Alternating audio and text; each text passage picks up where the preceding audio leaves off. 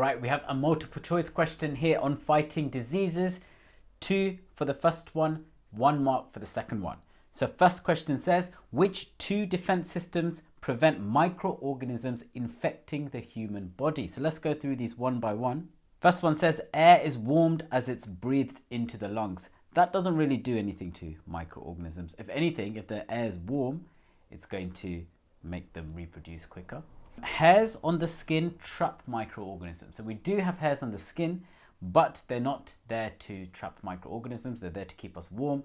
We do have hairs in our trachea, in our air passages, and in our nose, which trap mucus containing microorganisms, but not on our skin. So I think a lot of people would have ticked that and made a mistake there.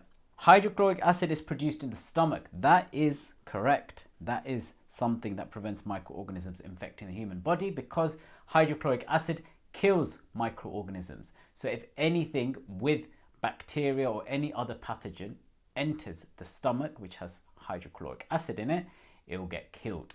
Teeth in the mouth crush and kill microorganisms. No, they don't. They break down your food, but they don't actually kill the microorganisms. They're far too small to be destroyed by teeth crushing. And the final one, it must be the final one, the skin is a barrier covering the whole body. This is probably the most effective defense we have. It covers the whole body, so pathogens literally can't pass through that barrier.